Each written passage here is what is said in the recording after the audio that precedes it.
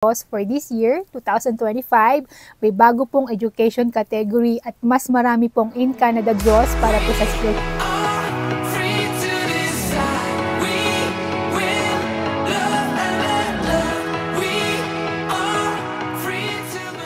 Hello everyone! Welcome and welcome back to my channel. At kung bago po kayo dito, hi, my name is Jane. Kamusta po kayo? Thank you for stopping by. For today's video guys, share ko po sa inyo yung bago pong in-announce na major updates ng Canada sa Express Entry Draws for this year, 2025. May bago pong education category at mas marami pong in-Canada draws para po sa skilled workers. Kung may balak po kayong mag-immigrate or mag-apply po ng PR or permanent residency, kailangan nyo pong malaman ng updates na to. At bago ko po ulit yung simulan, gusto ko po muna po ulit magpasalamat po sa lahat po ng mga nagtiwala at nag-subscribe po sa aking channel. At kung bago kayo dito sa aking channel guys at interesado po kayo about sa job and immigration updates at buhay Canada na rin po, please consider subscribing in my channel at hit nyo na rin po yung notification bell para po ma-notify po kayo sa aking mga next video.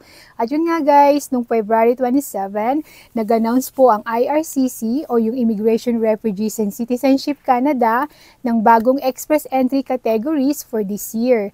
Ano po yung isa sa pinakamalaking highlight? Mas pinapabura ng Canadian Experience Class at Category-Based Draws para po sa mga in-demand na trabaho. Ano pong ibig sabihin nito? Mas mataas po yung chance ng mga may work experience sa Canada na ma-invite para po mag-apply ng permanent residency.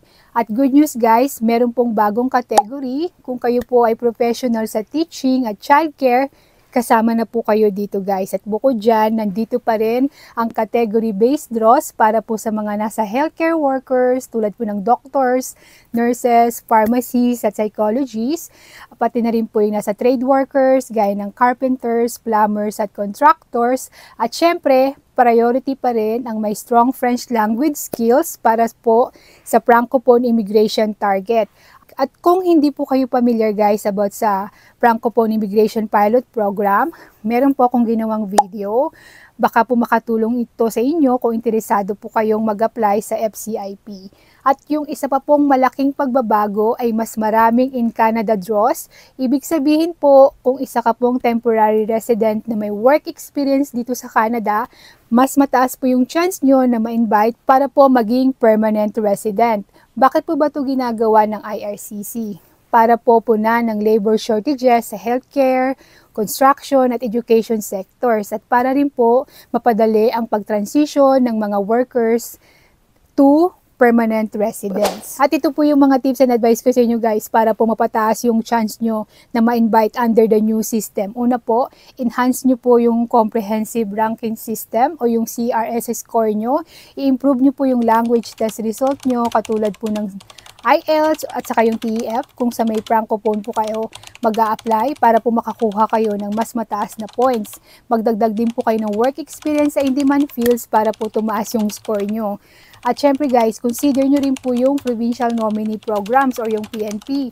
Marami po kasing provinces ang may sarili pong immigration program dito sa Canada na tumutugon po sa specific job needs. Kung makakuha po kayo ng nomination mula sa isang province, madadagdagan ka ng 600 CRS points po.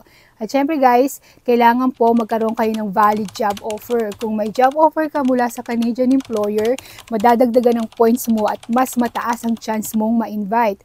At syempre guys, mag-be active in seeking opportunities. Sumali po kayo sa mga job fairs, networking events at gumamit din po kayo ng online platforms para po makahanap ng potential employers dito sa Canada.